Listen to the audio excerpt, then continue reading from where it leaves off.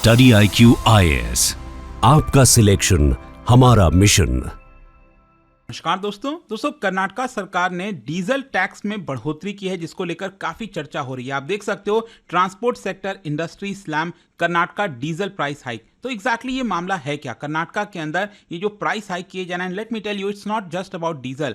कर्नाटका में अगर आप देखोगे तो 1 अप्रैल से बहुत सारे चीज़ों के ऊपर जो टैक्सेस है, फीस है, वो बढ़ गया है। तो जो कॉस्ट ऑफ लिविंग हो वो महंगी हो रही है, स्पेशली बेंगलुरु जैसे शहर के अंदर। तो यहाँ पर क्वेश्चन ये आता है कि आखिरकार सरकार ऐसा क्यों कर रही है? क्या कर्नाटका के अंदर किसी प्रकार का फाइनेंशियल क्राइसिस चल रहा है? वो सब कुछ मैं आपको डिस्कस करके बताऊंगा। चलिए आगे बढ़ते हैं, लेकिन उससे पहले आप सबको बता दूं कि देखिए 8 अप्रैल से हमारा जो लॉन्ग टर्म फाइनेंशियल फाउंडेशन जो बैच है वो यहाँ पर स्टार्ट हो गया है। मतलब कि अगर आप यूपीएससी की तैयारी कर रहे हैं, 2027 की तैयारी कर रहे हैं, तो यहाँ पर हमारा जो बैच है उसको अवेल कर सकते हैं। And by using this code Ankit live you will also get maximum discount. चलिए शुरुआत करते हैं और सबसे पहले देखते हैं कि एग्जैक्टली हुआ क्या है। देखिए 1 अप्रैल से कर्नाटका सरकार ने यह कहा है कि जो सेल्स टैक्स है डीजल पर, उसको 18.4% से बढ़ाकर 21.17% कर दिया जाएगा। इसका मतलब यह हुआ कि जो पहले डीजल का प्राइस था कर्नाटका में वो था 89 रुपीज 2 पैसे, ये बढ़कर अब हो जाएगा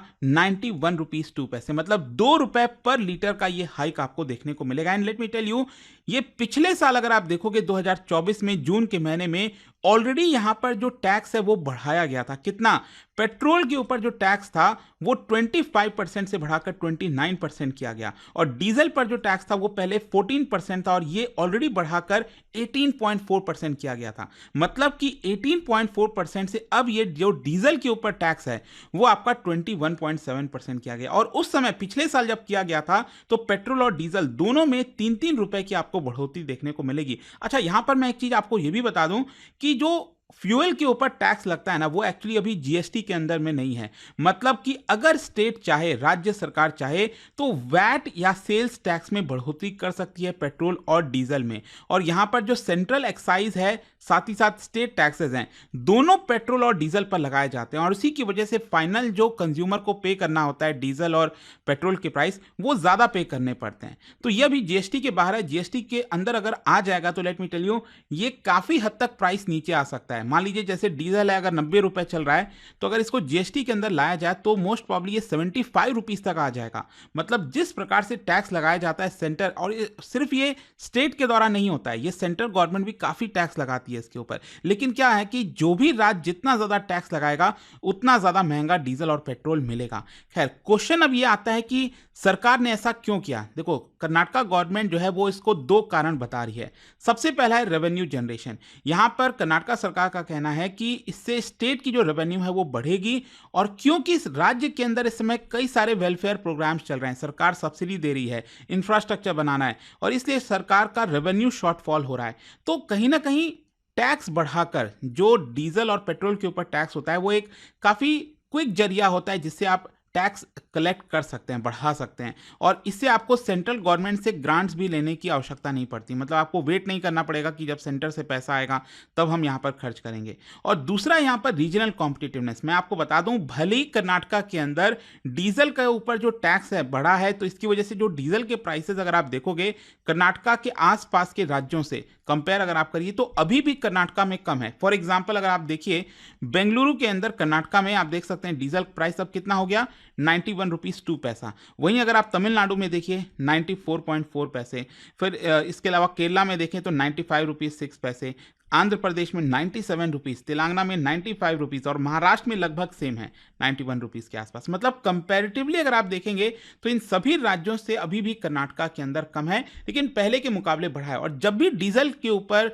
स्पेशली टैक्स बढ़ता है ना और डीजल के प्राइसेस बढ़ते हैं तो इसका इकोनॉमिक इंप्लीकेशन डेफिनेटली होता है। एक तो ऑब्वियस सी बात है, ज्यादातर जो व्हीकल्स वगैरह कमर्शियल व्हीकल्स होते हैं उसमें डीजल का यूज होता है, तो ट्रांसपोर्टेशन कॉस्ट बढ़ेगा। ट्रांसपोर्टेशन कॉस्ट बढ़ेगा मतलब लॉजिस्टिकल कॉस्ट बढ़ा, और अल्टीमेटली पूरे सप्लाई चेन में इसका रिपल इफेक्ट देखने को मिलता है। मतलब यहां पर आपको इन्फ्लेशन प्रेशर देखने को मिलेगा। जो एसेंशियल गुड्स हैं, मिल्क, वेजिटेबल, ग्रोसरीज, ये धीरे धीरे महंगे हो जाते हैं, और कहीं ना कहीं इसकी वजह से अल्टीमेटली जो रिटेल इन्फ्लेशन है देश के अंदर वो भी इंपैक्ट होता है, और जो हाउस होल्ड एक्सपेंसेस हैं वो आपका इंपैक्ट हो जाता है। और अल्टीमेटली अगर आप देखोगे तो यहां पर स्पेशली जो फार्मर्स हैं जो डीजल का प्रयोग कर रहे हैं ट्रैक्टर्स के माध्यम से, उनको भी ज़्यादा यहाँ पर कीमत चुकानी पड़ती है। इरिगेशन पंप, जनरेटर, हर चीज़ में अगर आप देखिए तो डीजल का प्रयोग होता है।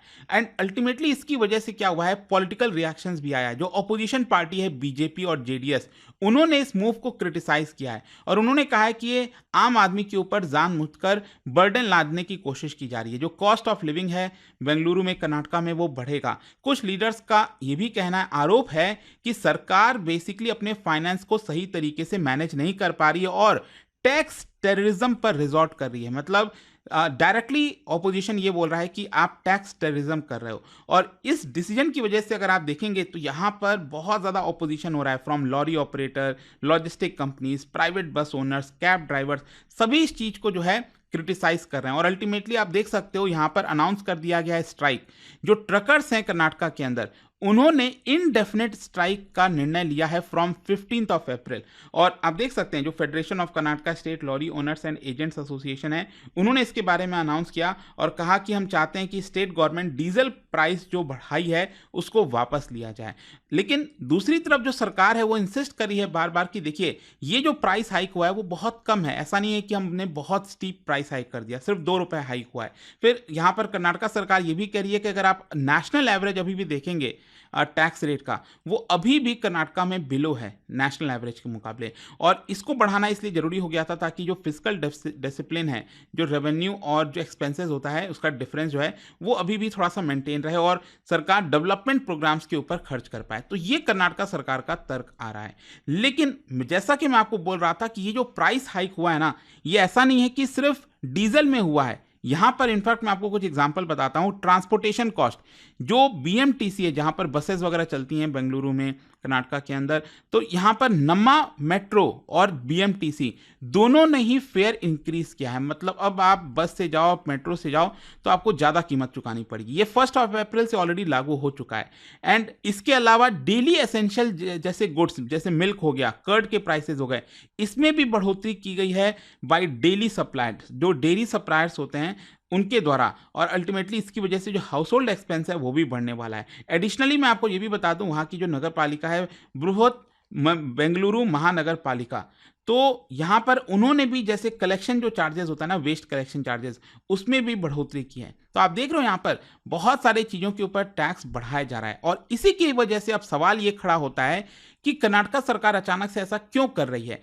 क्या किसी प्रकार का फाइनेंशियल क्राइसिस चल रहा है? देखो, ये अब फाइनेंशियल क्राइसिस है कि नहीं है वो तो एक अलग बात है, लेकिन ये बात सच है काफी हद तक कि फाइनेंशियल चैलेंजेस हैं इस समय कर्नाटका सरकार के ऊपर। जिस प्रकार से कर्ज बढ़ता जा रहा है, मैं आपको बताता हूं, कुछ एग्जांपल्स बताता हूं। आप देख सकते हो ये जो पूरा हम क्राइसिस की बात कर रहे हैं ना, इसके पीछे का जो सबसे मेन कोर है और कारण है वो है राइजिंग स्टेट डेट।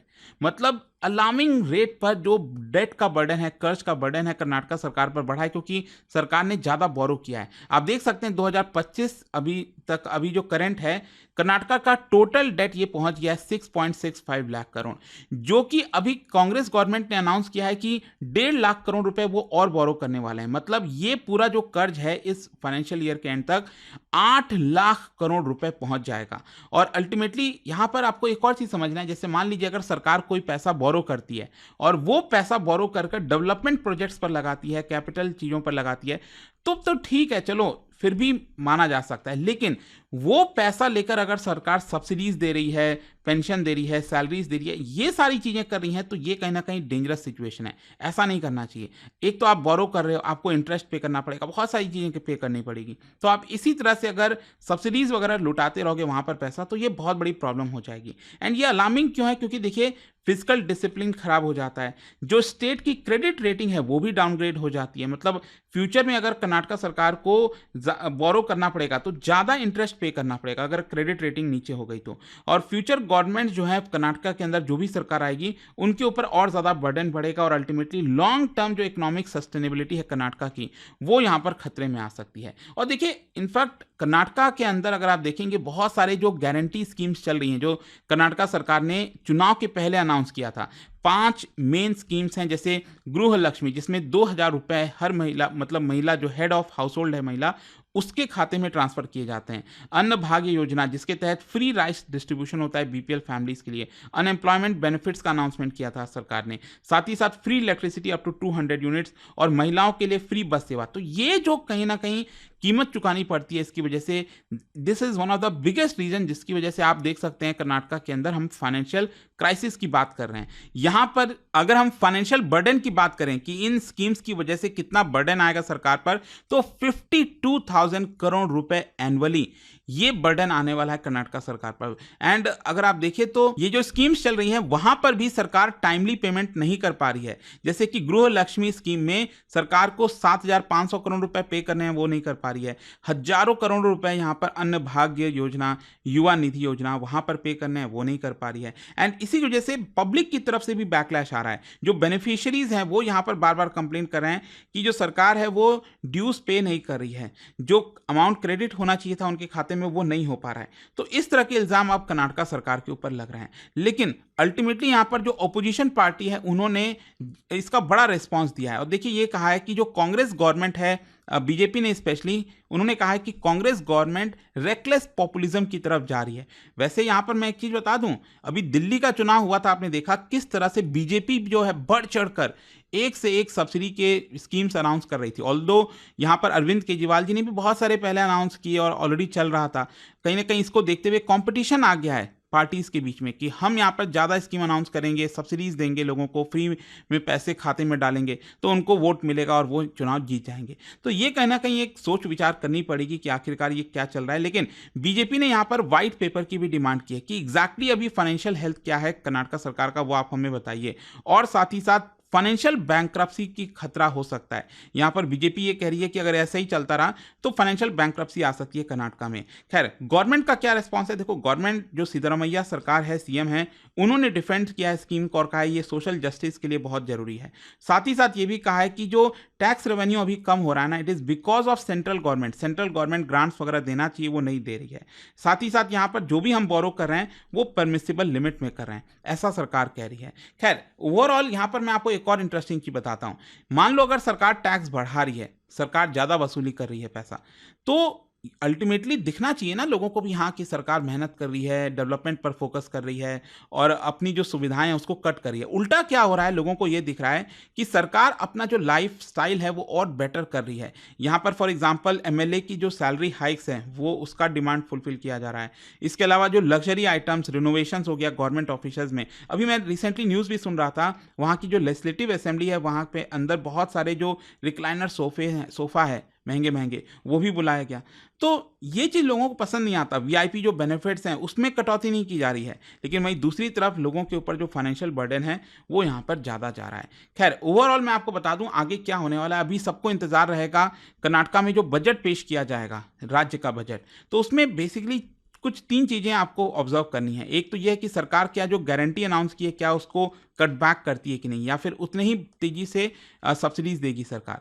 फिर दूसरा है जो फिस्कल डेफिसिट है उसको ब्रिज कैसे करेगी, इतना सारा पैसा खर्च करना है, बोरो करना है, वो कहाँ से किया जाएगा। फिर इसके अलावा जो नए टैक्सेस हैं या फिर सेस क्या सरकार लगाती है, कर्नाटका सरकार लगाती है। तो देखते हैं इसको लेकर अल्टीमेटली क्या होता है। बट आई होप कि इस वीडियो के माध्यम से एक इन डेप्थ जो एनालिसिस है वो आपको मिल गई होगी। और जाने से पहले एक इंटरेस्टिंग क्वेश्चन आप सबके लिए, क्या आप बता सकते हो भारत जो है अपना क्रूड ऑयल अभी रिसेंट ट्रेंड के हिसाब से सबसे ज्यादा कौन से देश से इंपोर्ट करता है? और इसका जो राइट आंसर आप सब जानते हैं मेरे इंस्टाग्राम पर तो मिलेगा ही, वहां पर अगर आप नहीं, कोई बात नहीं, टेलीग्राम से ले सकते हैं इसका सही उत्तर। और जैसा मैंने आपको बताया, अगर आप यूपीएससी की तैयारी कर रहे हैं, हमारा जो लॉन्ग टर्म बैच है दोस्तों 8 अप्रैल से ये स्टार्ट हो रहा है। By using this code Ankit live you will get maximum discount. Study IQ IAS, आपका सिलेक्शन हमारा मिशन।